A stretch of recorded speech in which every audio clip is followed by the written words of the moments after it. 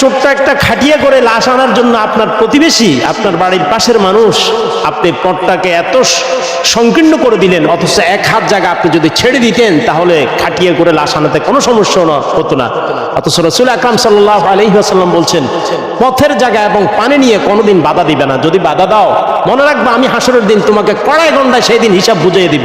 এজন্য ভাইয়েরা, যাদের জায়গা জমিন আছে, এটা করবেন না কোনোদিন। পথের জায়গা নিয়ে কাউকে বাধা দিবেন না। পথ আপনার যেখানে একটা খাটিয়ে নিয়ে বাহির হতে পারে, ঢুকতে পারে। একটা জানাজা গেলাম, তাকে বললাম, ভাই এই যে আপনি সামান্য একটু জায়গা, আপনি যদি এক হাত ছেড়ে দিতেন তাহলে জায়গাটা তো সুন্দর হতো। এখন সে বলে এটা আমাদের পারিবারিক, আপনাকে এখানে নাক গলানোর কিছু নেই। এখন দেখেন আলেম বলছে, আলেমের কথাকে সে অমান্য করলো। কি বলছে কথা খেয়াল করছেন? সে কত বড় কথা বললো। মনে রাখবেন, সেও কিন্তু থাকবে না দুনিয়া, আমিও থাকবো না। কিন্তু আপনার এই পথের জায়গা এত সংকীর্ণ করে একটা মানুষ সোজা হয়ে হাঁটা কষ্ট হয়ে যায়, অথচ খাটিয়ে আনতে কিভাবে? একটা খাটিয়ে করে আনতে মাইয়েতকে ওইখান থেকে দরাদরি করে আনে, তারপরে খাটিয়ের মধ্যে শোয়ালো। তাহলে বোঝেন কতটুকু মানুষ নিকৃষ্ট হলে, কতটুকু মানুষ নিচু মনের হলে এই কাজগুলো করতে পারে। এই জন্য ভাইয়েরা, আমাদের বর্তমান সমাজে আপনার জায়গা আছে, আল্লাহ আপনাকে দান করছেন, এটা বড় নিয়ামত।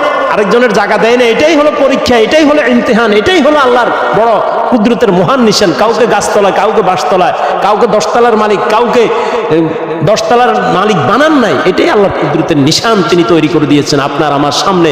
কাউকে ফকির, কাউকে বাদশাহ, কাউকে রাজা, কাউকে প্রজা, এভাবে তিনি তৈরি করছেন। এজন্য কখনো পাড়া প্রতিবেশীর সাথে অন্যায় করবেন না।